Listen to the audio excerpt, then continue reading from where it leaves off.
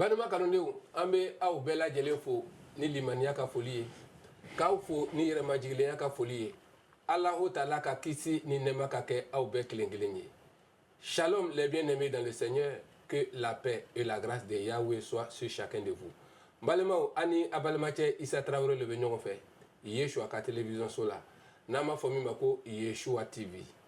Mbalimaw a bɛ émission min fana kan Yeshua ka télévision so la tiɲɛ waati l'heure de la vérité o ye émission ye min bɛ kuma seereya kow kan jɔn ka seereya mɔgɔ minnu ye Nabila Isa sɔrɔ ka ɲɛnamaya kɔnɔ u bɔra diinɛ sifa caman na ka Isa sɔrɔ ka o hɛrɛ ni o ɲɛnamaya banbali sɔrɔ Isa fɛ ni émission siginin bɛ o seereyaw le kan walisa ka se ka anw dɛmɛ ka se ka faamuyali sɔrɔ ka anw dɛmɛ ka limaniya sɔrɔ an ka ɲɛnamaya tagacogo la nka balimaw ne kelen tɛ bi ta la.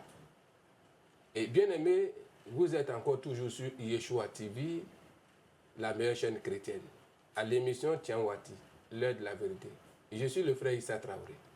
Tianwati est une émission de témoignages.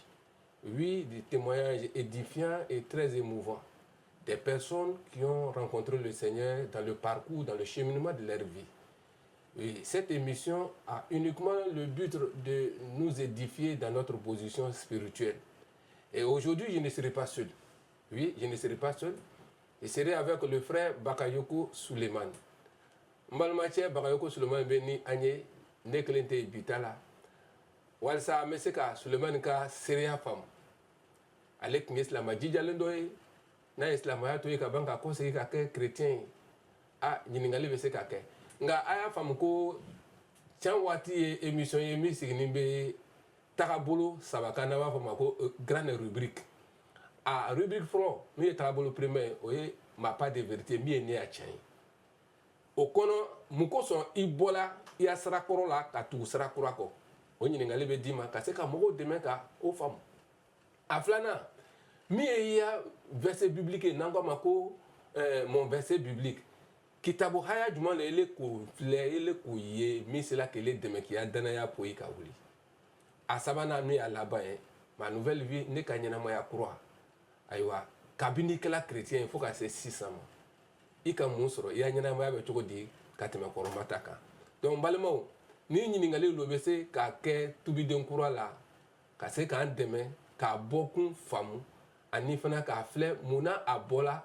ni a bɛ se ka mɔgɔ sɔn hakili la walima n'a bɛ se ka mɔgɔ dɛmɛ kalan bolo ma bien aimé comme je l'ai dit Tianwati est une émission de témoignage très édifiant. Le Seigneur même a dit, vous connaîtrez la vérité et la vérité vous affranchira.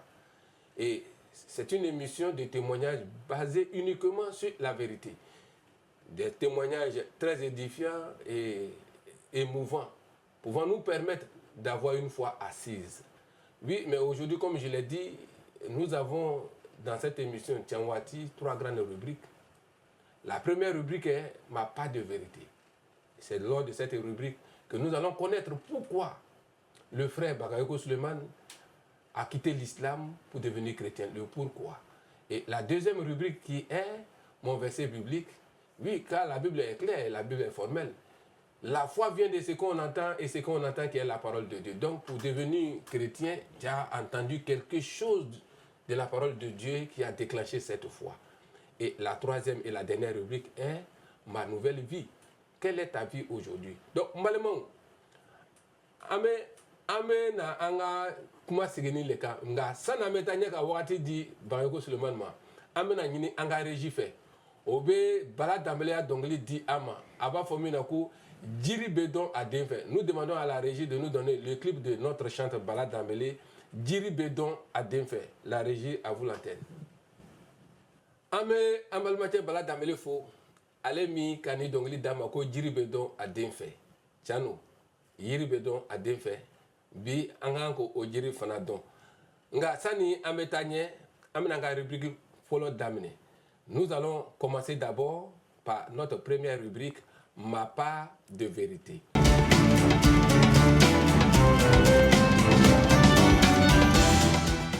Malmake Bakayoko Suleiman a iniche ini baraji matike ka Dubai. Merci. Saba ma no ka boy kanaya. Kosebe. et qu'il y a baara bɛɛ dabila ka na anw ka invitation la donc i ye choix télévision so b'a fɔ ma i ni ce ok merci an kana ko wagati t'i bolo mais i sera ka wagati sɔrɔ ka se ka na anw ka émission nin na kosɛbɛ i ni ce ni baraji ma t'i ka duba ye nka ne kɔni kumana ko Bagayoko Sulemani ɲininkali min bɛ ne fɛ fɔlɔ e ye jɔn ye karamɔgɔ yanni n bɛ o fɔ n bɛ an lamɛnbagaw fo fɔlɔ minnu bɛ sigilen bɛ u ka jabara ɲɛfɛ sisan ka an lamɛn n ka foli bɛ aw ye ne tɔgɔ ye Bagayoko Sulemani Sanba Bagayoko ani Wasa Dunbuya olu den de bɛ ne ye ne wolola Mali la n wolola silamɛya kɔnɔ mais bi ne ye chrétien ye karamɔgɔ n'i ye n ɲininka ko mun kosɔn ne bɔra n ka diinɛ la n'o ye silamɛya diinɛ ye wolola min kɔnɔ ka kɛ chrétien ye o sɔrɔla kɔlɔsili de fɛ donc Bagayoko Sulemani tani i da fɔ cogo min na a faamuna ka wolo so ye a ma kɛ ten kosɛbɛ balima bɛɛ sigiɲɔgɔn bɛɛ bɛ diinɛ wɛrɛ la e dun sera ka diinɛ wɛrɛ sira ta ye ne kɔni y'a faamuyali ya mala la ni chrétienw ka ca e bɔ so nin na dɛ karamɔgɔ ne yɛrɛ tun ma chrétienya dɔn sabu chrétienw man ca an fɛ yen chrétien damadamani dɔrɔn de bɛ yen mais ka kɛɲɛ ni o tun bɛ min fɔ an ye kabini an fitinin ko chrétienya le tun bɛ yen mais ko a wagati tɛmɛna ko sisan silamɛya wagati de bɛ yen ko bɛɛ kan ka sɔn o ma bon ka kɛ ni nin kalan ninnu ye ne tun ma diinɛ wɛrɛ dɔn ni silamɛya tɛ an wolola o de kɔnɔ o yirala n na kabini an fitinin an bɛ seli an bɛ sun an bɛ karamɔgɔw lamɛn an bɛ taama ka kɛ ni silamɛya ka min fɔ an ye. Bagayoko n'i fana ka jateminɛ i y'a kuma tigɛli tɛ nka so burusiw kɔnɔ yen est ce que silamɛya kɔrɔ talen bɛ diinɛ ko kɔrɔ talen bɛ mɔgɔw bɛ sira kɔrɔ tagama de la ka caya ye dɛ. mais silamɛya fanga ka bon kosɛbɛ sirakɔrɔ tagamalaw bɛ yen mais silamɛya de fanga ka bon Mali la. Bien aimé, vous êtes sur Yeshua TV, la meilleure chaîne chrétienne préparant la seconde venue du Seigneur. À l'émission Tiens Wati avec notre frère Bagayoko Sulemani. Bagayoko Sulemani est né au Mali dans une famille musulmane. Et comme lui, il a découvert le Seigneur, comme il a dit, il est allé d'une observation. Bagayoko, il est Kamulo Jatimine, Kamulo Kolosi. Mais kɔlɔsili bolo ma k'a sɔrɔ chrétien ninnu yɛrɛ man ca o mun bɛ n'an ye mais n'i y'u kɔlɔsi tiɲɛ na a fɔra ko anw ya diinɛ ye hinɛ diinɛ ye makari diinɛ don an ya kira fana ye kira laban ye ale de cira diɲɛ bɛɛ ma sinon kira 313 de cira mais kira kelen min cira diɲɛ bɛɛ ma o ye anw ya kira le ye tɔ ninnu bɛɛ n'u ciyɔrɔ kun don ko an kan ka hinɛ ka ɲa ɲɔgɔn ma mais o hinɛ o n'o o dɛmɛli ne k'o ye chrétien ninnu de la kosɛbɛ ka tɛmɛ anw kan. Bagayoko f'i ye nin ɲɛfɔ ɲɛna dɛ e ka mun hinɛ ye chrétienw la ni o kɛra sababu ye ka e ka ɲɛnamaya yɛlɛma. C'est-à-dire, si je dois comprendre, toi tu es allé d'une observation, tu as observé la vie des chrétiens, tu as trouvé que les chrétiens sont compatissants. Donc moi, mon inquiétude là, je veux savoir qu'est-ce que tu as vu, tu as observé de compassion qui t'a touché envers les chrétiens, qui t'a amené à dire que les chrétiens sont bons, ils sont ceci, cela. Karamɔgɔ Même un païen, un féticheur, bon, on voit ça au village. Quand un féticheur tue un bœuf, il donne à tous les villages, il est bon aussi. Kosɛbɛ n kan t'o ma o fana ye dɛmɛ dɔ ye o fana ye hinɛ dɔ ye mais n kan bɛ min ma i ka dɔn Mali ka gɛlɛn bi tɛ wagati dɔ bɛ se an fɛ burusi kɔnɔ samiya wagati la baloko ka gɛlɛn kosɛbɛ ni chrétien dama dama mun bɛ n'an ye dɛ chrétien dɔw le tun bɛ bɔ duguba kɔnɔ n'o ye Bamakɔ ye o bɛ na an fɛ burusi kɔnɔ o bɛ na ni dumunifɛnw ye u bɛ na ni kabamugu bɔrɔ ye u bɛ na ni sogo boîtiw ye u bɛ na ni wari ye ni faniw ye u bɛ na ka na tila mɔgɔw la o tɛ mɔgɔ bɔ mɔgɔ la u t'i ɲininka i ya diinɛ la yɛrɛ dɛ karamɔgɔ ne ma nin ɲɔgɔn ye diinɛ wɛrɛ la ka ye o dɛmɛ nin dɛ a yɛrɛ fanba bɛɛ tun bɛ ɲɛsin mɔgɔ minnu tɛ chrétien yɛrɛ man ca an fɛ bon n'o fana nana o bɛ min yira mɔgɔw la dɔrɔn anw ye chrétienw de ye ala ko an bɛ hinɛ an ka dumuni dɔɔni sɔrɔ an nana ka na o tila an balimaw la ne ma deli ka ni ɲɔgɔn ye. N balimakɛ Bagayoko ne bɛ se k'a fɔ ko peut-être gɛlɛya tun bɛ dugumɔgɔw la walima ele yɛrɛ fana na soboko komi i y'a fɔ cogo min na ni ɲɔmugu minnu dila n'o kɛra sababu ye k'i gɛrɛ o la a bɛɛ bɛ se ka k'o ye o dɔrɔn tɛ dɛ mɔgɔw dɛmɛnen kɔ o la a filanan karamɔgɔ u bɛ deli kɛ banabagatɔw ye o bɛ kɛnɛya mais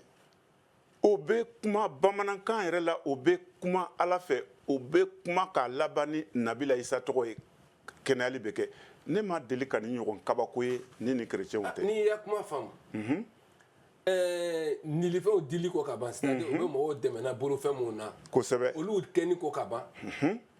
ele ka fɛn wɛrɛ jate minɛ o chrétienw ka ɲɛnamaya kɔnɔ min bɛ ale la min y'a dali barika ye o y'a dali fanga o tun bɛ kɛra cogo di o bɛ ala dali mɔgɔw ye dɔrɔn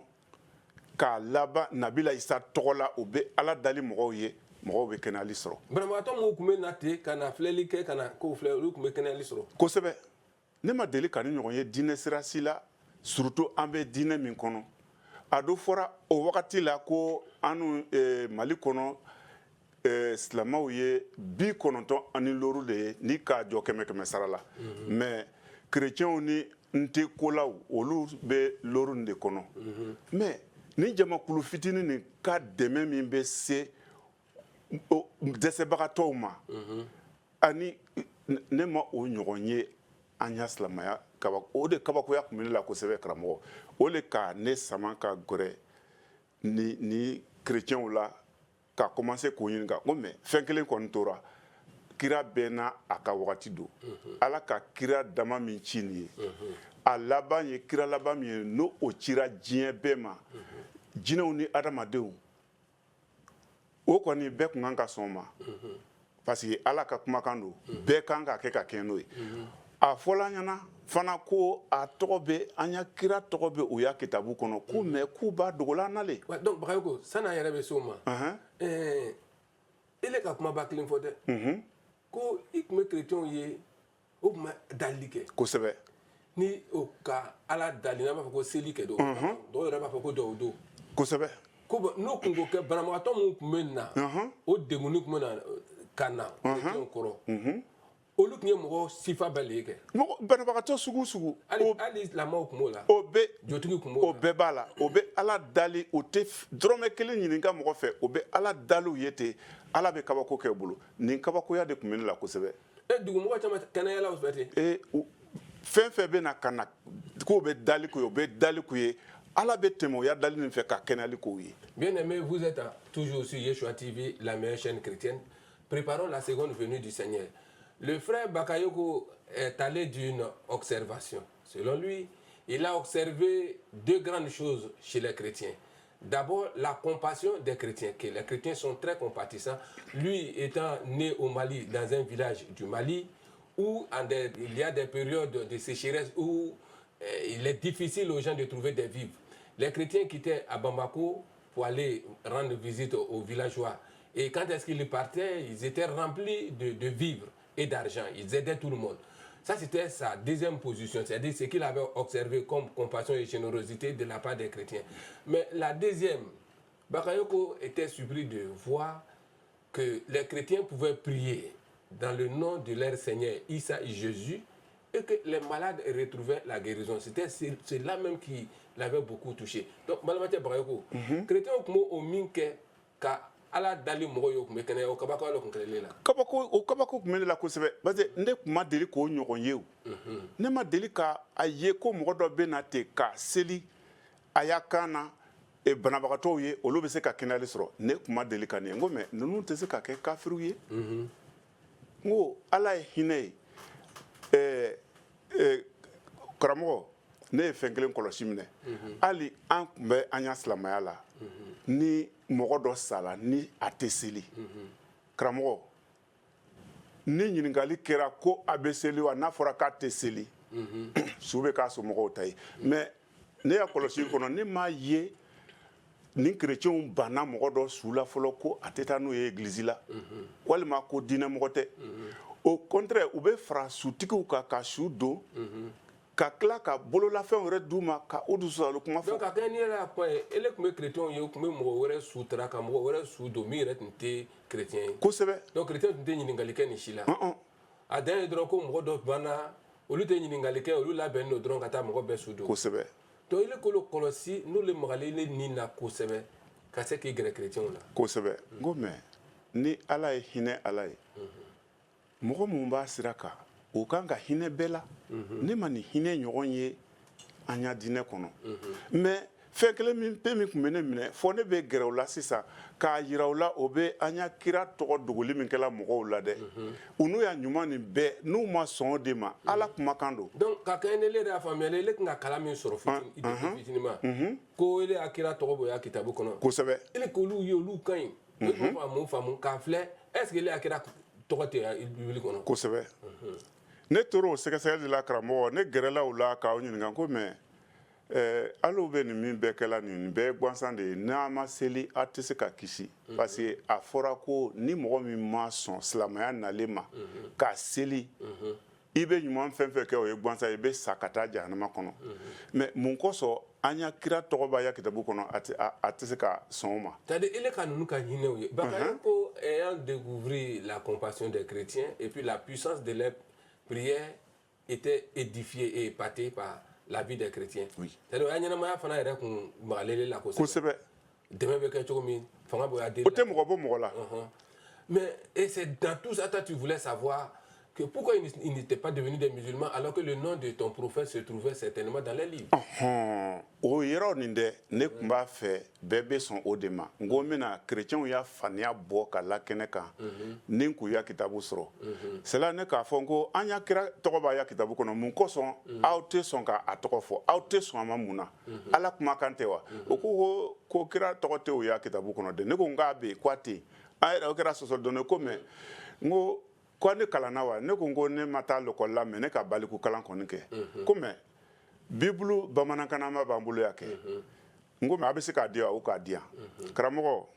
o nana ka bibulu nin di ne ma ne ko n ko n bɛ min ɲinina sisan dɛ n bɛ n'a sɔrɔ fɔ ne bɛ ninnu yɛlɛma ka kɛ silamɛw ye ni taabolo min bɛ ninnu la n'o ninnu farala ninnu kan nin bɛ silamɛya kɔrɔta silamɛya kun ka di ne ye kosɛbɛ karamɔgɔ sabu kira 300 ni kira 13 nin na kira kelen min cira diɲɛ bɛɛ ma ko adamadenw ni jinɛw ko bɛɛ kan ka ala hinɛ sɔrɔ o fɛ o sira taamabagaw a kan ka ye olu kɛcogo la ni ninnu sɔnna ka ni tiɲɛ ye ka sɔn silamɛya ma silamɛya bɛ taga ɲɛ sa a silamɛya kun ka di ne ye ne kun tɛ se ka bɔ a la o de kosɔn ne ka kitabu ɲini fɛ o ka di yan. donc Bakayoko ka kɛ n'i ɲɛfɔli ye o ele ka i ka balima chrétien mun ye o bɛ hinɛ fanga bonya deli la a tun bɛ ele fɛ sisan sa ka t'o bɔ fili la lɛ o de kun ye ne ya ɲinita ye kɛ ele kɔni ne b'o na ninnu bɔ fili la le kitabu min b'o bolo nin n'o bɛ se an ya kira tɔgɔ ma o yɛrɛ tun b'a fɔ an ɲɛna k'a bɛ fɔ n'u ko yɔrɔ min na ko cɛ dɔ tun bɛ yen ko kira tɔgɔ de bɛ yen o t'a fɛ k'a fɔ o bɛ tɛmɛ a kan n ko ne bɛ na ninnu ya faniya bɔ kɛnɛ ma. Bien aimé, vous êtes sur Yeshua TV, la meilleure chaîne chrétienne. Préparons la seconde venue du Seigneur. Bakayoko ayant découvert la compassion et la puissance dans la prière des chrétiens, avait lui décidé lui-même de convertir ces chrétiens-là en des musulmans, car selon lui, ils étaient généreux, ils étaient compatissants, ils étaient bons, et Dieu les écoutait, ils avaient la puissance dans leurs prières, mais quelque chose leur manquait, ils refusaient d'accepter la dernière voie que Dieu avait donnée, qui était lui sa religion. Et donc lui, il s'était engagé de les ramener à la foi que lui il avait, car selon lui, ceux-là sont des égarés. Karamɔgɔ ne u ka bibulu di ne ma ne nisɔndiyalenba tagara ni nin ye n bolo so kɔnɔ k'a commencer k'a kalan n ko ninnu bɛ faniya min dogola kabini wagati jan ne bɛna bɔ kɛnɛ ma pour que u ye sɔn ala kumakan ma an bɛɛ ye seli an bɛɛ ye sujudu bɛ. sani bɛ taa ɲɛ baliku kalan i k'a fɔ cogo min na c'est l'étude de la phonétique. kosɛbɛ ele k'o kalan ka se k'a faamu f'i bɛ se ka bibili kalan k'a kɔrɔ dɔn k'o bɛlɛ la. kosɛbɛ baliku kalan en tout cas mɔgɔ min k'i yɛrɛ di a ma Mali kɔnɔ a bɛ se ka fɛn caman dɔn parce que fɛn caman sɛbɛnnen bɛ baliku kalan na Mali la hali karamɔgɔya kalan mɔgɔ dɔw b'a kɛ Mali la bamanankan na kosɛbɛ donc o kitabu kalan kɔnɔ dɛ ne ka bibulu dayɛlɛ k'a daminɛ layidu kɔrɔ la jeunesse kitabu la k'a kalan fo ka taa se o laban ma n'o ye malasi ye ne ma an ya kira tɔgɔ mɛn nin kabakoya kɛlɛ la. Donc Bible dit ma ça. Ele kɔni ka ya Bible ta ka taa so. Kiti bari Bible kalan n'a ye. Kosɛbɛ. Mun kɔrɔ jumɛn na k'a ɲini k'i bɛ fɛ ka i ya kira tɔgɔ sɔrɔ Bible kɔnɔ ye. Kosɛbɛ. Olu fana k'a to i tala n'a ye nin sɛgɛsɛgɛli sugu sugu ka di i b'o k'o la ye. Kosɛbɛ. Donc bien aimé Bakayoko Suleiman, comme il l'a dit,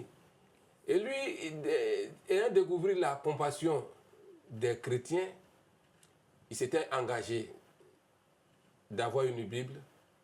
et de se servir de cette Bible et de ramener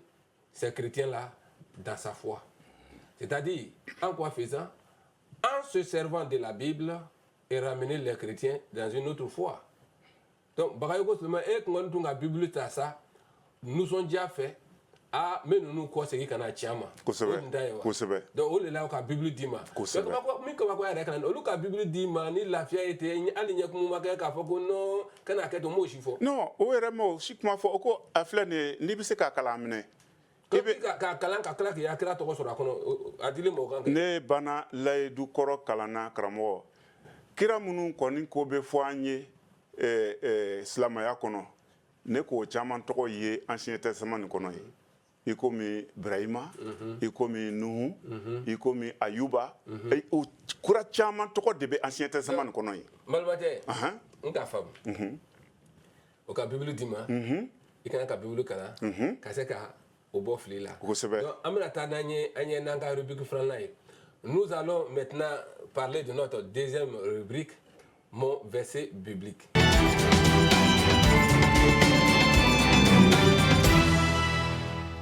Donc Malimatɛ Bakayoko, olu ko Bible dile ma, an ka ɲininkaliba filanan ye nin ye. Kitabu verset jumɛn le k'e ka danaya lakunu? Sabu a fɔla an ɲɛna ko danaya bɛ sɔrɔ lamɛnni fɛ. Kosɛbɛ. An bɛ mun le lamɛn? Alahu Taala ka kuma. Kosɛbɛ. Donc ele ka Ala ka kuma jumɛn le lamɛn Bible kɔnɔ? On dit la foi vient de ce qu'on entend. Et ce qu'on entend qui est la parole de Dieu. Alors la question, quelle est la parole de Dieu que tu as entendue? Quel est le verset biblique qui a déclenché ta foi? Karamɔgɔ sisan parce que a fɔla an ɲɛna ko Nabila Isa ka Muhamadu ko fɔ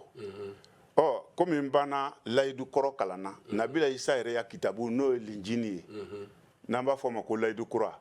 ne commencera k'o kalan n ko peut-être yanni n bɛ ban nin kalan na Nabila Isa ka Muhamadu ko fɔ yɔrɔ min na dɛ n bɛna se o ma a yɛrɛ ya kitabu kɔnɔ k'o tiɲɛ yira chrétien ninnu na k'o tiɲɛ yira diɲɛ la pour que u ye faniya dabila ka dusukungɛlɛya dabila ka na tiɲɛ ma an bɛɛ kan ka sujudu de bɛ ne ka linjini kalanni daminɛ Matthieu la a haya fɔlɔ la fo ka taa se a haya 28 sura 28 ni aya 28 aya 18 ma sisan plutôt ka taa bila 19 na ne ka min sɔrɔ ye dɛ karamɔgɔ Nabila Isa de bɛ kuma na dɛ ko fanga bɛɛ dira ne ma sankolo la ani dugukolo kan a ye taa diɲɛ yɔrɔ bɛɛ la ka siyaw bɛɛ yɛlɛma k'u kɛ ne ya kalandenw ye k'u baptiser fa Ala denkɛ ani ni sini tɔgɔ la ka ban k'u kalan ne ka min o min fɔ aw ye a y'u kalan o la ne bɛna to ni aw ye fo ka taa se diɲɛ laban ma karamɔgɔ ne kun b'a fɛ k'a mɛn nin yɔrɔ la de ko a ye to ne y'a sera ka fo ka taa se Muhamadu nali ma ne ma Muhamadu tɔgɔ ye yan nin ye Nabila Isa ya kuma laban ye a ka min da ya kalandenw ma karamɔgɔ ne ko n ko kuma banna. Donc n'an k'a faamu sisan si nous avons bien compris le verset biblique qui a touché ta foi c'est Matthieu 28 18 à 19. Kosɛbɛ. Donc ele ko verset ta ko kalan I ka mun faamu verset la mais ele kuma bɛrɛ la I ka mun faamu verset la. Karamɔgɔ ko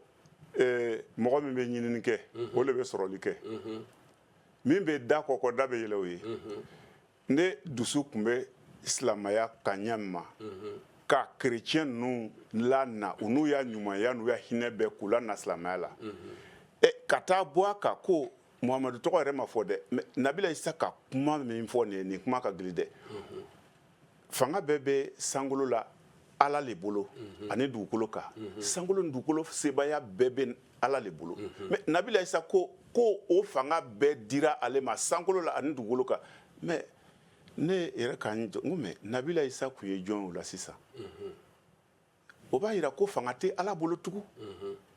sankolo ni dugukolo fanga bɛɛ bɛ mɔgɔ min bolo n ko ja nin de kosɔn hali an y'a kitabu yɛrɛ kɔnɔ kuranɛ kɔnɔ a fɔla ko nabila isa tun bɛ su la kunu ala de bɛ su kunu nabila isa tun bɛ banabagatɔw kɛnɛya ala de bɛ danni kɛ nabila isa ka danni kɛ o fɔla ka jɛya kitabu an ka kitabu kɔnɔ. ɲininkali min bɛ ne fɛ e le k'a mɛn ko fanga bɛɛ dila ne ma isa ko ten kosɛbɛ Matthieu sara 28 haya 18 ka se 19 ma kosɛbɛ ko fanga bɛɛ dila ne ma sankolo kan ani dugukolo la donc ni fanga bɛɛ dila ale ma e k'ale faamu k'ale kɛ jɔn ye mais sankolo ni dugukolo o danba n ko a fanga bɛɛ de b'u bolo o bɛɛ dila mɔgɔ min ya a yɛrɛ tun y'a fɔ mɔgɔw ye k'a ye ala isa kɛ depuis o don de ne k'a faamu fɛn o fɛn bɛ fɔ nabila isa ko la n ko nin si t'a ye n ko ne tɛ seli tugun ne ka yan seli de bɛ nin ya seli daga la lɔ o wagati ka latigɛ ka taa église la ka kɛɲɛ ni nin verset kelen pe ye wa kosɛbɛ isa mais nabila isa ya ala y'ale bɛ fɔ ya kɛ sankolo la ni dugukolo kan o fanga bɛɛ bɛ mɔgɔ min bolo mais sukunuli n ko sukunuli tigi ye ala le ye ala de ye danbaga ye nabila isa ka danni kɛ a yɛrɛ y'a danni bɛɛ danfɛnw cɛla a fɔla ka jɛya nabila isa ka kɔnɔni dilan ka dafiɲɛ dɔ la o bɛ kɔnɔ tɔw cɛla ye mais nabila isa kɛra jɔn de ye na ne ni kuma magara ne la ɲama ne ko mais n ko mɔgɔ tɛ se ka kɛ nabila isa kɔ ka kɛ kafiri ye sabu ni ala ye sebaya bɛɛ tigi ye mɔgɔ adamaden tɛ se ka min kɛ hali mɛlɛkɛw minnu danna ka kɛ adamaden ye olu ma se ka danni kɛ u ma se ka sukunu nabila isa a bɛ sukunu o seereya b'an bolo a bɛ banabagatɔ sugu bɛɛ kɛnɛya o seereya b'an bolo a b'a fɔ k'o ya wagati tɛmɛna n'a ya wagati tɛmɛna o mun kosɔn bele ale bele kerecɛnw u ka a tɔgɔ dogo kɛ u ya kitabu kɔnɔ mais kerecɛnw bɛ delili kɛla bele ala b'o delili kelen jaabi alors a do fɔra ka diya an ye ko nabila isa tun b'o minnu kɛ dɛ ko ala de k'o sebaya di a ma mais mun kosɔn a y'a fanga ma bɔsi ala ka di a nɔnabila ma n ko u k'a nɛgɛ dɛ n ko fili yɔrɔ janyana depuis o don ne ko ne tɛ seli tugun nin tɛ se ka kɛ wagati tɛmɛnen ko ye walima kafiri sira ye ne y'a seli la lɔra ye a kɛra o kɔlɔsili dɛ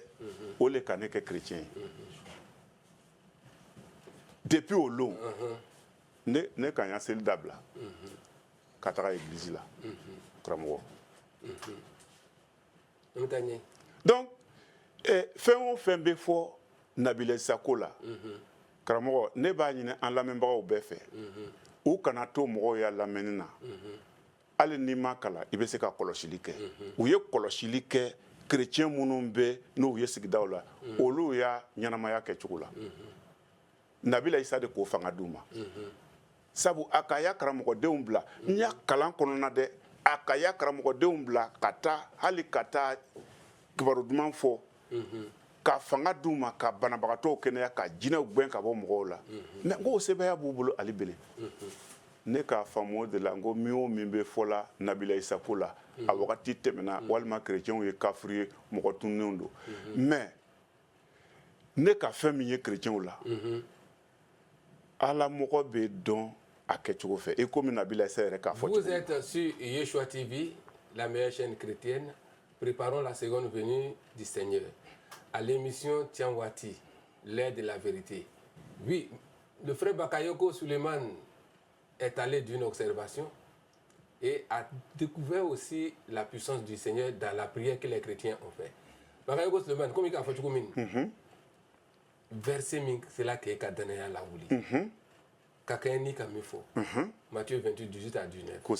Donc Yeshua, Nabila Isa kelele bulu comme ala olake. Esikato lake. Nabila Isa alaya afola ka gbaya ande. Ele ko famu au verset le kono. Ko sebe. Fanga bedla ne ma sangolo kan, fanga bedla ne ma dugukolo kan. Bon, no bedla mo ma sangolo ne dugukolo kan. Bon, an bɛ se k'o tigi wele cogo di karamɔgɔ o b'a yira ko fanga tɛ ala la tugun ala ka ya sebaya bɛ d'a ma o de kosɔn nabila isa ko ale ye sukunuli tigi ye ɔ an bɛɛ do k'a dɔn silamɛya la diɲɛ laban don sukunuli tigi ye ala le ye mais ni mɔgɔ min ko k'ale ye sukunuli tigi ye a ka ban ko o sukunuli kɛ k'o yira mɔgɔw la k'a sɔrɔ diɲɛ ma banba pour que mɔgɔw bɛ se ka u ya limaniya d'a kan karamɔgɔ an ye dusukungɛlɛya dabila yiri bɛ dɔn a den fɛ yiri min ka ɲi o den ka ɲi nabila isa ka ɲɛnamaya ne ye sigi k'a filɛ kitabu kɔnɔ a y'a karamɔgɔya ma dekun si se adamadenya ma ka kɛ n'i ka bibulu ta i tun bɛ kalan mun kalan nin i ka ko caman le faamu bibulu kɔnɔ a kalan da fɛ ka taa ne tun tɛ se ka fara bibulu la o kabini ne ka ancien testament kalanni daminɛ c'est à dire kiraw ya histoire tuguni bɛ ɲɔgɔn kɔ ye cogo min na ka na ban o la ka don ancien nouveau testament kɔnɔ ka nabila isaya ɲɛnamaya filɛ ne ka chrétienw yɛrɛ hinɛ min ni ɲumanya min b'o la dɛ u bɛ nabila isa yɛrɛ de ya ɲɛnamaya kan parce que ale ya ɲɛnamaya la a ma tɔɔrɔ se mɔgɔ si ma a ɲɛnamaya a bɛ fiyɛntɔw ɲɛ yɛlɛ a bɛ dumuni di la kɔngɔtɔw ma a bɛ banabagatɔw kɛnɛya hali mɔgɔ minnu b'a tɔɔrɔ a bɛ ban ka yafaw ma ka ala deliw ye ka tila k'a fɔ a ya karamɔgɔdenw ye ka jɛya n'i bɛ Matthieu sura 5 nin kalan ka taa se a haya 43 ma nabila isa k'a fɔ ne ka fɛn caman sɔrɔ nin sɛgɛsɛgɛli sen fɛ dɛ a k'a fɔ mɔgɔw ye ko na aw bɛ ɲuman kɛ a dɔnbagaw dama ye ko aw bɛ mun koba kɛ o ye Bakayoko, lors de ses lectures bibliques, a découvert beaucoup de choses dans la Bible. Kosɛbɛ. Oui. A vu la vie de Yeshua, Jésus, les enseignements de Jésus, qui étaient contraires aux enseignements qu'il avait reçus avant. Kosɛbɛ. Et la Bible était devenue un livre passionnant dans sa main et il ne voulait jamais se séparer de ce livre-là. Donc, Balmatier Bakayoko, il est qu'à côté de ma femme, Bible kalan na balku kana kosɛbɛ ka kɛ ni isa yɛrɛ ka ɲɛnamaya kosɛbɛ i ka chrétien ka hinɛ min b'o la nin o bɛ min kɛla nin ɲɛnamaya kɔnɔ i k'o ye ko k'o sɔrɔ isa la n'i bɛ fɛ ka chrétien yɛrɛ faamu karamɔgɔ e ye Bible kalan chrétienw y'a hinɛ a n'u ya ɲɔgɔn dɛmɛ nin k'a sɔrɔ hali o tɛ miiri a juru sarali la a dɛnnen bɛ a siginin bɛ nabila isaya ɲɛnamaya de kan nabila isaya kalanw kan nabila isa ko di i ko min kun k'a fɔ cogo min na Matthieu 1 nin kɔnɔ a haya lóru la nabila isa ka wajulu min kɛ yen karamɔgɔ mɔgɔ o mɔgɔ n'i bɛ tiɲɛ ɲini na n'i ka o kalan i b'a dɔn ko ala min ye sebaya bɛɛ tigi ye ko ni hinɛ tigi don a hinɛ tun bɛ nabila isa de la ani kiraden tɔ si ma kɛ kelen a sura lóru i bɛ se ka sura lóru bɛɛ kalan mais i bɛ se n bɛ yɔrɔ min fɔla nin ye dɛ a b'a fɔ yɔrɔ min na ko mais n'a bɛ ɲuman kɛ 43 ka fɔ ka taa sa laban ma n'a bɛ ɲuman kɛ a mɔgɔ ɲɔgɔnw dama ye aw bɛ koba jumɛn de k'o ye ko hali aladɔnbaliw b'a kɛ ten ko mais a ye yafa hali mɔgɔ min b'aw tɔɔrɔ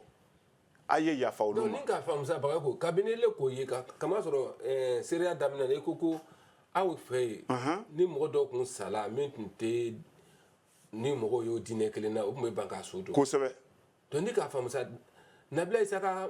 kalan o de tun b'a to la chrétien tun bɛ gɛrɛla ka mɔgɔw su don ten sabu i b'a fɔla cogo min na a k'a yira ko o bɛ se ka i man ka mɔgɔ bɔ mɔgɔ la i y'a hinɛ n'i y'a dɛmɛ n'i y'a dugawu don kan ka se bɛɛ ma donc ni k'a filɛ i bɛ se ka ye ko olu chrétien tun sinsinni bɛ nabila isa ka kitabu kɔnɔ kumaw de kan ka ne ɲuman kɛ mɔgɔw ye. mais n ko ne ka lijiniw kalan ka ban tuma min na ne k'a ye n ko mais chrétienw yɛrɛ de bɛ taamana ka kɛ ni chrétien sɛbɛnw dɛ ka taama ka kɛ ni nabila isa kumafɔlenw ye chrétien fɛn fɛn bɛ taama ka kɛ ni nabila isaya kalanw ye karamɔgɔ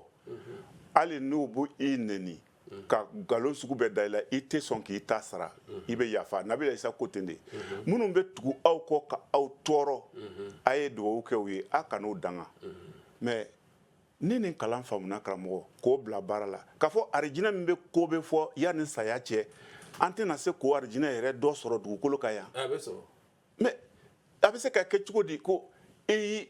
jugu kanu ka ala dali i tɔɔrɔbagaw ye hinɛ tɛ se ka tɛmɛ nin kan dɛ mais ni ala ye hinɛ ye chrétiens ya hinɛ n'u ya ɲumanan a siginin bɛ nabila isa yɛrɛ de ya ɲɛnamaya kan sabu i bɛ linjini kala fɔ ka taa ban i t'a ye nabila isa ye mɔgɔ si tɔɔrɔ walima ka gɛri ko don mɔgɔ dɔ kɔrɔ ala tɔgɔ la o tɛ yen a bɛ hinɛ mɔgɔw la a bɛ ɲumanya kɛ mɔgɔw ye a bɛ yafa hali a tɔɔrɔbagaw ma k'a yira a ya karamɔgɔdenw na ko hali n'aw bɛ kojugu sugu bɛ nkalon da aw la ne kosɔn ko wagati yɛrɛ la ko a ye nisɔndiya ko sabu o tɔɔrɔ ɲɔgɔn dara ala ya kiraw bɛɛ le kan mais sabali min tun bɛ nabila ta kɔfɛ ne ma o ɲɔgɔn ye kira si t'a la ni nabila isa tɛ. Vous êtes toujours sur Yeshua TV à l'émission Tiens Wati, l'heure de la vérité. Kora Bakayoko, ayant pris contact avec la Bible, a découvert beaucoup de vérités dans la Bible et a compris réellement pourquoi les chrétiens sont compatissants, car le Seigneur Yeshua était lui-même le Dieu de compassion. Il a enseigné l'amour, il a demandé même à ses disciples, c'est ce que Bakayoko l'a dit, à aimer même leurs ennemis, à prier, à bénir ceux-mêmes qui les maudissent et à faire du bien à tout le monde. Et là, ces enseignements ont dépassé Bakayoko, car c'est vrai, on peut aimer ceux qui t'aiment, mais aller même jusqu'à prier et bénir ses ennemis, ça c'est encore une autre forme d'amour. Et lui, il a découvert cela, il a connu cela en lisant la Bible et en lisant aussi les paroles de Yeshua, de Jésus. Donc, Malamatié Bakayoko, Ametanye. Donc, au kalan ka nafa badele ma ka se k'i dɛmɛ ka chrétien faamu. Karamɔgɔ o kalan k'a yira ne la k'a fɔ ko min o min bɛ fɔla chrétien ma o si tɛ depuis ne y'a sɛgɛsɛgɛli sera nin ma karamɔgɔ ne yɛrɛ ka ne yɛrɛ ɲininka ko mais a fɔra ko jɔnw de bɛ fili la sa an ko ninnu bɛ fili la o mais ne ka min ye nin kitabu kɔnɔ nin e ko anw yɛrɛ de tɛ fili la. Ah bon, donc ele ka ni komu kɔlɔsi ka ban a nana se yɔrɔ dɔ la sa i sigila ka se ka hakili jagabɔ kɛ. Kosɛbɛ. Ka hakili jagabɔ kɛ ka taa fɔ ten ko ko kɔni ne yɛrɛ le ma fili ne yɛrɛ tɛ fili sira kan. Je crois bien aimé Bakayoko Suleiman à la suite de ses lectures bibliques arrive à tirer une conclusion où lui-même se demande mais ce que je croyais des mécréants qui étaient des égarés qui étaient loin de la vérité, alors là je me demande ce qui est écrit dans les livres, est-ce que moi-même je suis dans la meilleure position voulue par Dieu. Donc, n b'o de fɔ la dɛ ni kalan ka faamuli caman di ne ma ala ko la ala min ye sebaya bɛɛ tigi ye ni hinɛ don karamɔgɔ mɔgɔ min bɛ kɛ o tigi kɔ o tigi tɛ se ka juguya. Nabila Isa ya kɛnɛyali a kabako yɛrɛ dɔ kɛra ne bolo. Dieu n'est pas méchant, Dieu n'est pas vengeant, Dieu ne tue pas, Dieu ne brimande pas, Dieu est un Dieu d'amour et de compassion. Donc il ko bɛɛ faamu k'i to ni kalan na kosɛbɛ ka se k'o kɔlɔsili ni o jati sɔrɔ k'a ye ko Nabila Isa bɛ ala min ko fɔla ko kaniya ni hinɛ ni makari tigi ala la. Karamɔgɔ o de kosɔn ne bɛ min fɔ minnu bɛ ali bele u bɛ kojugu kɛla mɔgɔw la ala tɔgɔ la u bɛ mɔgɔw fagala ala tɔgɔ la u ye sigi ka miiri ala man jugu ala bɛ sɔrɔ sira min ka fagali sira tɛ fɛn wɛrɛ u bɛ fɛn wɛrɛ de kɔ u ma min dɔn mɔgɔ bɛ se ka k'i sɛbɛ la ko dɔ la ka kɛ ni bɛ ka sɔrɔ i bɛ fili la. Nabila Isa ya kabako kɛnɛyali hali bi n k'a bɛ kɛ la muso min bɛ ne bolo nin ye karamɔgɔ ne nana Côte d'Ivoire yan ne mana ya wari ni bolo ma dɛ ne nana yɛrɛ ni bolo ma. An kumana se o ma sabu ayiwa i bɔli i faso la ka na kuma kan ka se o ma kosɛbɛ nka sanni an bɛ taa ɲɛ o ele ka ni kalan min bɛɛ kɛ ka faamuyali sɔrɔ ka kɛɲɛ ni o ye i sigida la mɔgɔw kun k'a ye ko i bɛ commencer la ka yɛlɛma dɛ. mais ne yɛrɛ tun bɛ hali chrétiens ye tulonkɛkɛlaw le ye n ko ninnu bɛ taa o bɛ taa l'église la ala batoyɔrɔ seliyɔrɔ la ka t'o kɛ dɔn ni tɛgɛrɛ fɔ ye n k'o tɛ tulonkɛ ye wa mais depuis ne ka kitabu kalan daminɛ karamɔgɔ ne ko o kɔrɔfɔli dabila sabu ne ka tiɲɛ min ye bibulu kɔnɔ n ko ninnu tɛ tulonkɛkɛlaw ye. an bɛ batoli min kɛ chrétien bɛ batoli min kɛ ka dɔn kɛ sa ka lokankaw fɔ yen. mais o tun ye tulonkɛ le ye ne ɲɛna kɛ. ele tun b'o bɛɛ jatila tulonkɛ le ye. n ko n'i ye ala bato jumɛn le ye i bɛ taa kuma na ala fɛ selilaw i bɛ taa ka taa dunun fɔ ka dɔn kɛ yɔrɔ la n ko ne tun b'o mot kɛ n'o de ye nka kabini ne ka bibulu kalanni daminɛ karamɔgɔ ne ko o mot kɛli dabila. mais ele ko ye bibulu kɔnɔ ko mɔgɔ kan ka dɔn kɛ wa ka dɔnkili la ele ko ye. mais o fana bɛ bibulu kɔnɔ kɛ dɔn bɛ kɛ Dawuda tun bɛ dɔn kɛ Ala ye kira Dawuda n m'a fɔ ɲɛna n ko n bɔra fɛn caman de kalama bibulu kalanni sababu la dɛ ancien testament kɔnɔ Dawuda yɛrɛ kisatu bɛ fɔ an ye silamɛya la a tun bɛ fɔ an ɲɛna kɛ mais Dawuda mais a y'a dɔn kɛ nin yɔrɔ dɛ an tun t'o kalama silamɛya la mais Dawuda tun bɛ dɔn kɛ Ala ye ka Ala tanu ka dɔn k'a ye fo Ala bɛ nisɔndiya mais donc ele ka chrétien ka dɔnkɛ nin fana faamu bibulu kɔnɔ ne kɔni bɛ faamu ko ja Ala yɛrɛ sago lo ye o ka di Ala ye kosɛbɛ ko ka dɔnkili la ka dɔn kɛ ka Ala majamu ka Ala bonya ka Ala kɔrɔta kosɛbɛ mais filili bolo ma n ko a tun fɔra ɲɛna de ko hali dɔnkilida k'o bɛɛ ye haramu ye k'a sɔrɔ kitabu mun kɔnna ka tɛmɛ an yɛrɛ ya kuranna k'an bolo ja o kitabu kɔnɔ ngɔni tun bɛ fɔ Ala ye ka dɔn kɛ fo ka Ala nisɔndiya mais ne bɔra o bɛɛ de kalama n y'a bibulu sɛgɛsɛgɛ nin senfɛ dɔw yɛrɛ tun tɛ dɛ k'a ye k'a ɲa kira tɔgɔ bɔ ka se ka ninnu mɔgɔw yɛlɛma k'a don sujuruden na ja ne nana bɔ a kalama n ko olu yɛrɛ bɛ sira min kan dɛ o yɛrɛ ka surun an ɲa Ala na ka tɛmɛ an ta kan karamɔgɔ sɛgɛsɛgɛli de ka nin bɛ yira ne la dɛ o dɔn ni a bɛ bibulu kɔnɔ Malimacɛ Bagayoko an bɛna taa ɲɛ ka an ka rubrique sabanan min ye a laban ye comme ka f'i ɲɛna cogo min an bɛna taa ni an ka rubrique sabanan ye maintenant nous allons attaquer notre troisième rubrique ma nouvelle vie. Malimacɛ Bagayoko i ni ce donc nin seereyaw ka di yan wala nin seereyaw ka di min yɛrɛ jala ne ye kosɛbɛ i ya seereya lamɛnni na bibulu kalan ka faamuyali min d'i ma i ka ko caman faamu bibulu kalan kɔnɔ sabu i ka bibulu min nɔ k'i b'a tala ka taa chrétienw bɔ chrétienya la o tubi ka na i ya sira la nka i tora o kitabu kalan de la ka ko caman faamu ka bila i sako la ɲɛnamaya taa cogo la Bagayoko ɲininkali bɛ ne fɛ i ka ɲɛnamaya kura nin kɔnɔ ele k'a faamu wagati min na ko i kɛla i sɔnna Isa ma k'e bɛ i fasara bila ka tugu Isa kɔ n y'a ɲininkali fɔlɔ est-ce que a nɔgɔyara karamɔgɔ a ma nɔgɔya dɛ a fɛn fɔlɔ d'abord o tun ka muso dɔ di yan balima furu la o k'o bɔsi n na n nana t'o la sisan n facɛ nana bana n bolo a bana gɛlɛyara kosɛbɛ parce que nga min kɛ yala la ni facɛ ye a bɛ sanji kelen bɔ n mana mɛn ko furakɛlila bɛ yɔrɔ yɔrɔ n bɛ taa o yɔrɔ la k'o kɛ k'a sɛgɛn ka da taa tɔ laban dɔgɔtɔrɔso la karamɔgɔ ni kerecɛn kelen kelen ninnu yɛrɛ y'a dɛmɛ tɛ ne balimaw u ma se ka dɛmɛ lase ne ma fo ka taa se n facɛ saya ma a sababu kɛ mun ye parce que o ka ne lasigi kabini o bɔra kalama ko ne kɛra chrétien ye o ka ne lasigi k'a yira n na ko mɛ an k'a mɛn ko i kɛra chrétien ye e do an k'i wolo ka i to silamɛya le la et puis an y'a gwa la fana chrétien kelen tɛ yan e b'a fɛ ka mun de yira an na i ka mun de ye i ka mun de faamu ne ko n ko mɛ tiɲɛ don aw kɔni ka ne wolo al'u ka a y'a sira yira n na a lanin bɛ min na mɛ komi kisili ko ye mɔgɔ kelen ko ye bɛɛ bɛ kisili ɲini yɛrɛ le ye sabu a fɔra ka jɛya ko diɲɛ laban don ni diɲɛ laban buru fiyɛla ko mɔgɔw bɛ bori ɲɔgɔn ɲɛ o don ko cɛ bɛ bori a muso ɲɛ denw ni faw bɛ boli ɲɔgɔn ye balimaw bɛ boli ɲɔgɔn ye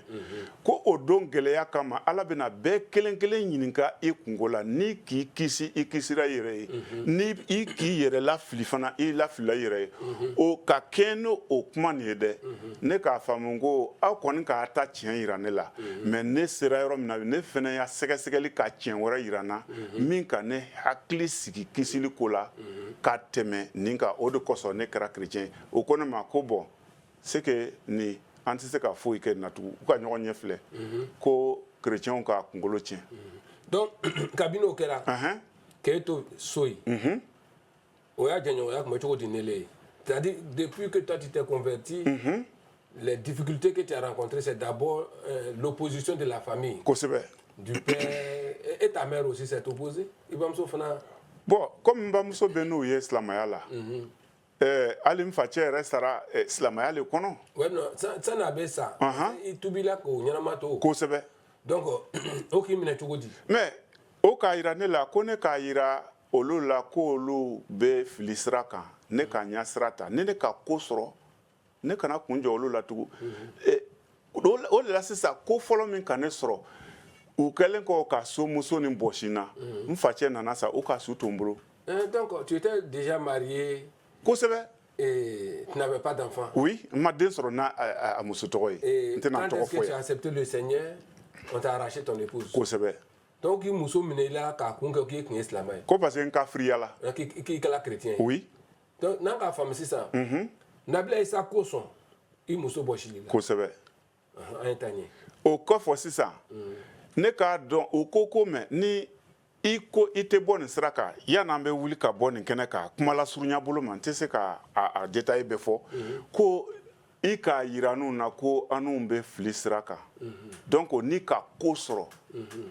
i kana kunjo anu na ni sona ma ambe wuli ka bon kene ka donc ni ka kosoro ta chrétien fe kana sanu fe ne ko mango ote bashi sabu ne kunga miye ne kunjigi sigira kramo Nabila Isa kunka kaburu nyiningali o hami min kumene la ne kumbe ba safo sella ka to nafla sella fo kasnogo seli debeka parce que ko selle kumbe kaburu nyiningali no ya mogoma ni joro kumene la kramo kabine ka Nabila Isa ya kitabu kala ka famu ka fo ko Nabila Isa komo nyinikali yɛrɛ t'olu ma kaburu kɔnɔ ngo doni min kun bɛ ne kun saya kɔ siran na o bɔla ne kun. Vous êtes sur Yeshua TV, la meilleure chaîne chrétienne. Et le frère Bakayoko encore vient de nous dire que quand est-ce que lui a accepté le Seigneur Yeshua, Jésus-Christ, le poids de la peur, de l'enfer et les châtiments liés à la tombe, dès qu'un croyant mourait, ce poids-là était déjà parti de son cœur. Il avait un cœur plein de vie et il était comme une nouvelle créature. Et il vivait une paix interne.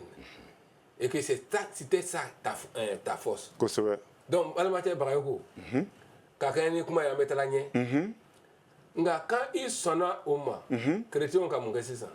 Mais chrétien de canet demain. Anim bamso sumo. Sinon, Ali shudon kofe mogoma sorone fache komo la kana fo anne bamso mako ifo ka sorone fache do sala slamaya lela dan ka fam ni fache sala o ka shutu bulo o ma fo ne ka ko soro wa o ma miri ne re fache kumbenu yede mais ne de ka ko soro o be na yira ne la 600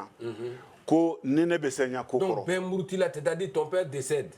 qui décède dans la voie de la religion familiale. Et de là, les parents refusent de venir même te soutenir pour que tu puisses enterrer et faire les funérailles de ton père. On te livre comme ça que parce que tu n'es même plus du même bord que eux. Donc, Malamate Barako, un tanier.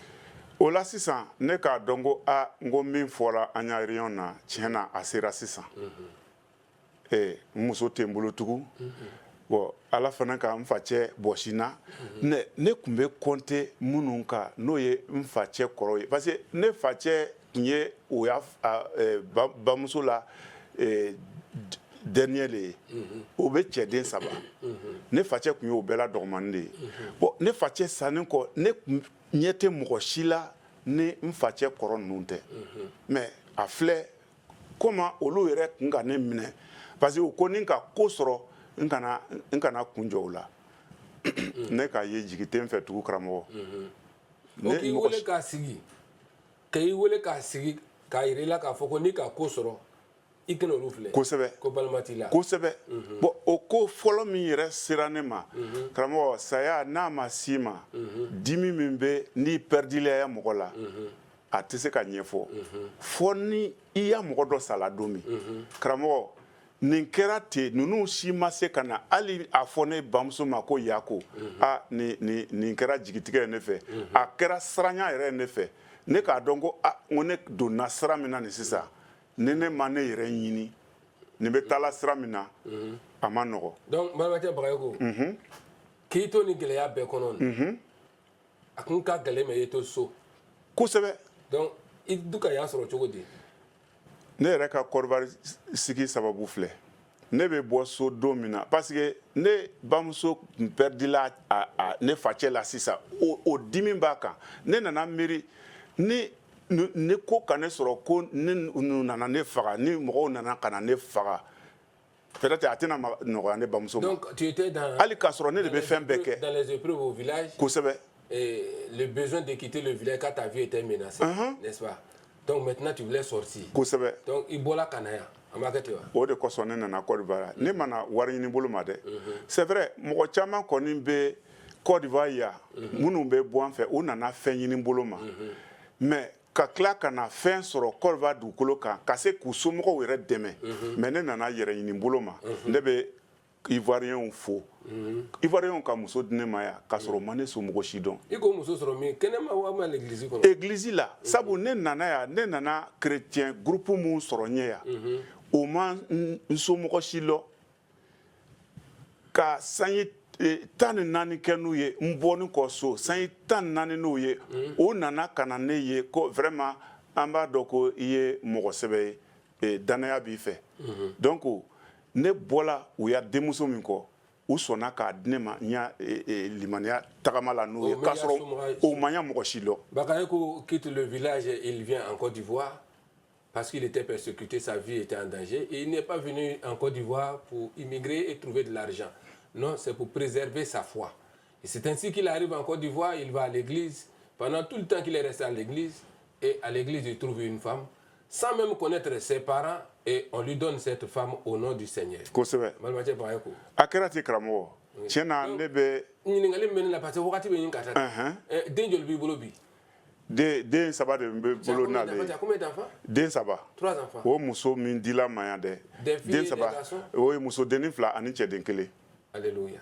Ala k'o di ne ma ka ne ya ɲɛnamaya kuraya Côte d'Ivoire sigi la vraiment Ala ka duba Côte d'Ivoire jamana ye ani Côte d'Ivoire marabagaw sabu u bɛ mɔgɔ degunnen caman ladon o bɛ no o ya hakilisigi sɔrɔ yan ka fɛn sɔrɔ u yɛrɛ kun ma sigi ni min ye fo k'aw somɔgɔw dɛmɛ. An bɛ taga ɲɛ ladilikan jumɛn b'i fɛ k'a fɔ an balimaw ye c'est-à-dire qu'est-ce que tu as à donner à nos frères et ceux qui nous regardent aujourd'hui parce que toi tu es allé d'une observation et tu as observé, tu as lu la Bible, tu as vu beaucoup de choses et étant au village où il n'y a pas de chrétiens, tu as pris l'engagement de suivre le Seigneur au prix même de quitter ton village et de venir dans un pays étranger pour te chercher. Aujourd'hui, tu es en Côte d'Ivoire. Quelle est ta vie en Côte d'Ivoire? Ne kɔni ka ɲɛnamaya an bɛ Ala fo kosɛbɛ parce que n dusu sigira kaburu ɲininkali jɔrɔ tɛ n na saya kɔ bagabagalika minnu bɛɛ tun bɛ fɔ an ye o si hami tɛ ne la parce que n'i bɛ Nabila Isa kɔ i b'i kisili dɔn k'a sɔrɔ i ma sa. Hali o kabako kɔnɔna bɛɛ n ko ne muso ni min dila ma yan Côte d'Ivoire yan Ivoiriyɛnw fɛ k'a sɔrɔ o ma somɔgɔ si dɔn o nana bana mɔgɔ yɛrɛ tun ma miiri k'a bɛ bɔ a la karamɔgɔ ni bana kɔnɔ ne tun kan ka waga 3 ni 400 de don a yafula la kalo o kalo. Bagayoko a pris une femme maladive qui chaque mois Bagayoko devait payer des médicaments jusqu'à combien 17 000 francs par mois. Kosɛbɛ. Et pendant ce temps il est resté là tu avais un bon salaire à ce moment. Ne y'a sara yɛrɛ tun ma waga 20 bɔ karamɔgɔ. Et ton salaire n'atteignait pas même pas 100 000 francs. Et que chaque mois tu devais soustraire 17 000. K'a sɔrɔ ka ko tɔw ɲɛnabɔ ni wari ye ne yɛrɛ muso somɔgɔw ko ne ma ko mɛ ko an kɛra kelen ye Bagayoko an k'a dɔn i tɛ baara ɲɛnama la ni kalo min gɛlɛyar'i ma kɛ ka n'a dogo an na an bɛn'i dɛmɛ ka fila san komi a ɲɛdɔnna fila man ka manga kɔrɔ mɛ mɔgɔ bɛ se ka muso di mɔgɔ ma ka tila k'o fila kɛ ka d'i ma ni jɔrɔ tun bɛ ne la ne wulila ka n kinbiri gan ka Ala dali Nabila Isa tɔgɔ la n ko Ala ni nin bana nin ne kan ka nin balo wari ta k'o don bana na kalo o kalo e dɔ bɛ ne y'a sɔrɔ bɛrɛ dɔn i tɛ nin bana wuli ka bɔ ne muso kan walisa ne bɛ wari min ta ka don fila la an ye se k'o kɛ k'an yɛrɛ balo wa karamɔgɔ o don fo bi kabini 2014 an bɛ 2026 de la bi bana nin ma wuli tugun ne ma fila san tugun. Ça peut être san joli ye ten? A bɛ se ka se sanji 8 ou bien 9 ma bi. 2014 fo 2026 a bɛ taa sanji 10 de la bi karamɔgɔ Nabila Isa tɔgɔ la ne y'a muso kɛnɛyala mais ni Nabila Isa wagati tɛmɛna o karamɔgɔ o kɛnɛyali dɔ bɛ sen n'ale bele mɔgɔya fɔ tɛ dɛ ne yɛrɛ Ala k'o kɛ ne bolo Nabila Isa tɔgɔ la n bɛ min fɔ n balimaw ye ka kuma kuncɛ Nabila Isa ko fɛn o fɛn bɛ fɔ a la nin si tɛ tiɲɛ ye n'i ma Bibulu kalan i tɛ se ka Nabila Isa ko faamu min bɛ fɔ la ko Nabila Isa wagati tɛmɛna faniya kuma don dɛ e min tulo bɛ ne la hali bi ne ka min kɛ hali ka ɲa muso yɛrɛ kɛnɛya n'i bɛ degun dɔ la bi i bolo banna e y'a expérience kɛ ka filɛ Ala bɛna min kɛ i ye amen amen hali n'i ma kilo dɔ i kan ka bɔrɔ falen dɔ kɔlɔsili bolo ma i ni ce matigi ka duba i ye sɛbɛla i y'a seereya a seereya ka jijali yɛrɛ di ne ma. Nous disons merci à notre frère Bakayoko qui nous a édifiés par ce témoignage très émouvant. Oui, qui a rencontré le Seigneur à partir d'une observation. Il a observé la vie des chrétiens. Il a observé la vie des chrétiens, la compassion des chrétiens. Il a lu la Bible dans le but de convertir les chrétiens à l'islam. Mais à la fin, Bakayoko découvre l'amour de Dieu. Mbalema kanole ambe ala o talafo seba be tigi sankolo ni dugukolo daba ale mi kan an dɛmɛ ka se ka nin émission kɛ an b'a fɔ a bɛɛ lajɛlen ma a ni ce matigi ka duba i ye an b'an ka technicien fo monsieur Kona monsieur Kaku Martin Yasser ani fana tuguni Ariel an b'a o bɛɛ lajɛlen fo olu mi kan an dɛmɛ walisa olu bɛ kɛrɛfɛ aw t'o ye n'olu fana tɛ nin tɛ se ka kɛ ka se ka an filɛ an bɛ o bɛɛ lajɛlen fo ka an balimacɛ Bakayoko fo n'Ala o sɔnna don nataw la an bɛna taa ɲɛ tuguni ni seereya wɛrɛ ye.